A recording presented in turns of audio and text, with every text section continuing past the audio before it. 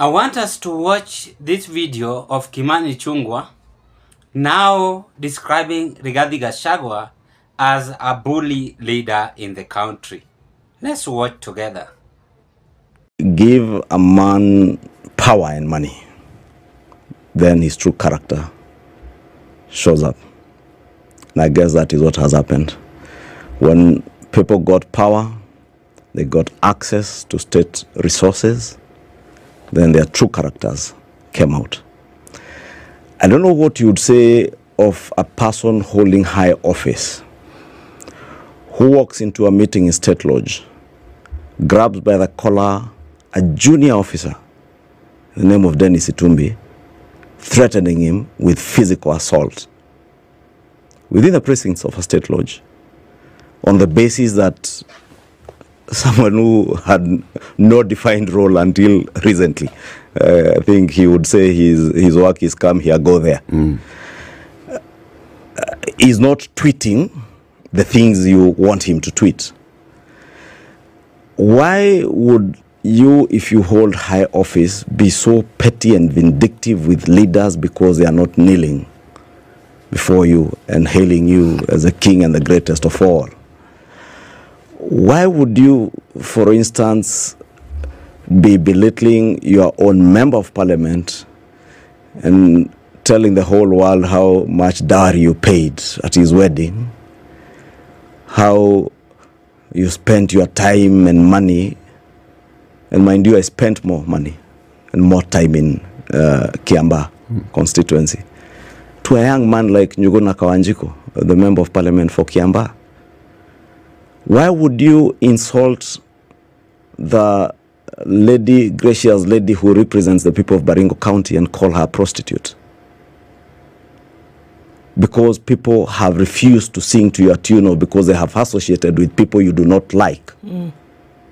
Florence Jamatia was insulted because he was working at the time being with the member for Kiharu. You've heard the member for Kiambaa narrate his ordeal. And I can tell you, members of parliament, especially those from the Mount Kenya region, have harrowing stories of what they have had to go through. I said the other day, many of them shudder in fear because of this desperation and attempts to intimidate them, because you are desperate to pull people together from a region so that you may use the levers of that region and the people, one, as a shield and a mask to mask your true character, and two, to blackmail government and the president.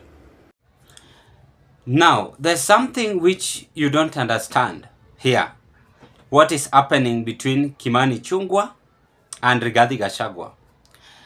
Sincerely speaking, Rigathi have been intimidated by Kimani Ichungwa for several times. And I'm seeing William Ruto is behind this intimidation and is using Kimani Ichungwa to intimidate the deputy president. In any case, they have interest to appoint Kithure Kindiki as their deputy running mate 2027, then let Ruto come out publicly and speak the truth rather than attacking Rigathi Gachagua indirectly. Because there's nothing wrong Rigathi have done in Ruto's government. They are all working under the same party.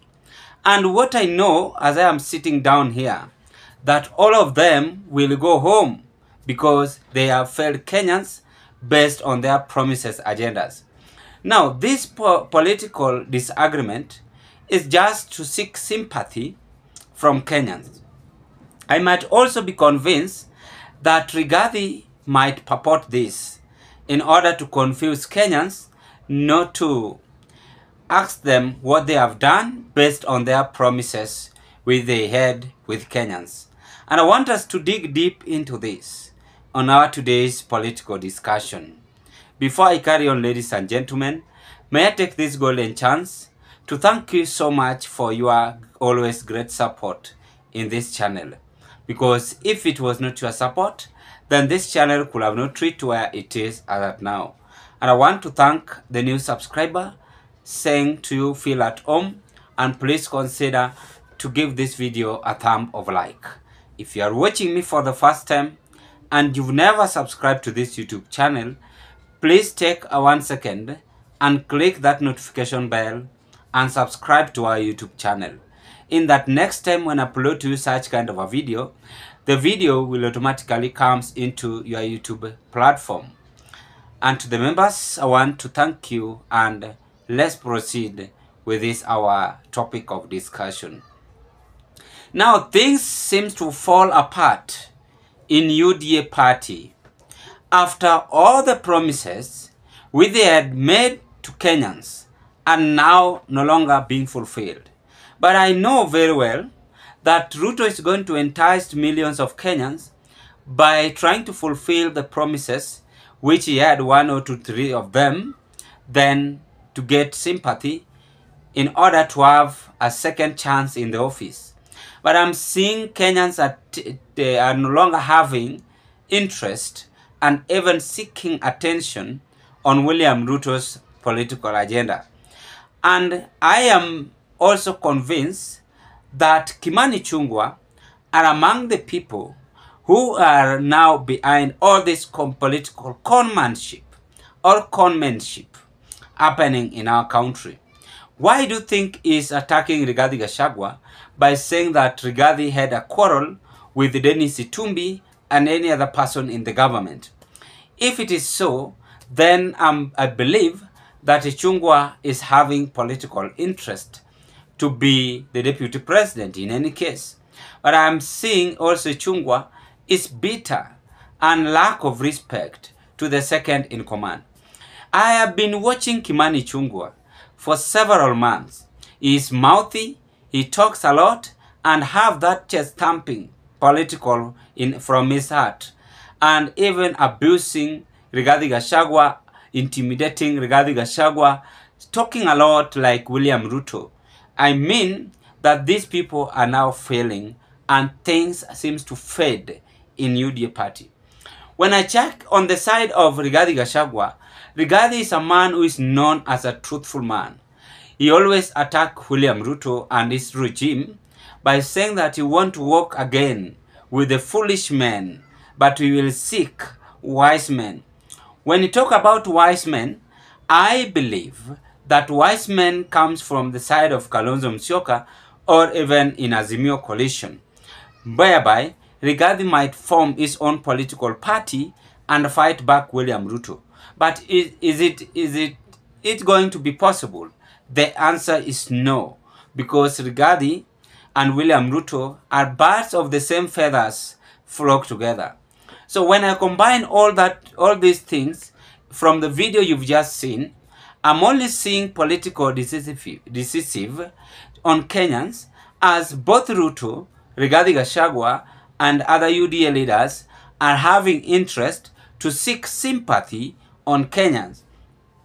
Now because they are no longer needed in wherever they go after total failure, what they have, what they did, and so on and so on. It is tough choice for them, and the best solution is to create political enmity. Kimani Ichungwa is the man forefront accusing Rigathi Gachagua. That political accusation might come from Ruto's administration, for only Kenyans to see that, oh, these people are disagreeing. But at the back of their mind, they are very much smart and calculating on how they can get into power again and rigged and loot and not having interest again to support Kenyans. And that is the nature of each and every politician in this country. So basically, I don't think if this is strong political movement, as Mount Kenya is a small mountain, not a big mountain. It is just only calculation, and Ruto gets into his mathematics clearly. But if there is a serious candidate who might come with the force, then Ruto is going to be defeated. Because the way I'm seeing things, Kenyans might endorse their own aspirant before 2027 to battle with Ruto. So it is all about 2027 calculation. And Kimani Ichungwa and his team are the people forefront. So Rigathi being humiliated by Kimani Ichungwa is not a big deal. It is all about political gaining interest. Even Rigathi is aware of this. Ichungwa is aware of this. So any Kenya watching me outside there, you should learn this from a factory, that these people knows how to play with your minds. And if you will get into that trap, then prepare for the worst in the near future. I'm not deciding to you who to vote for.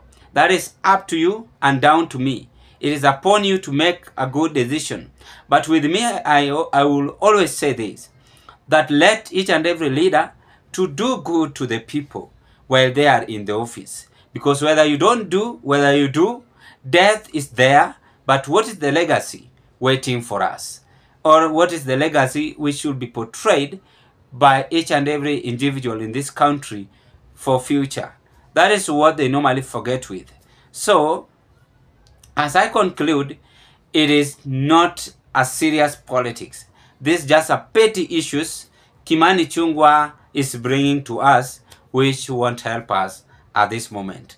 Right now, we are after economy, and I urge their government to do economy and check what is wrong with our country, and also create job opportunity to millions of Kenyans.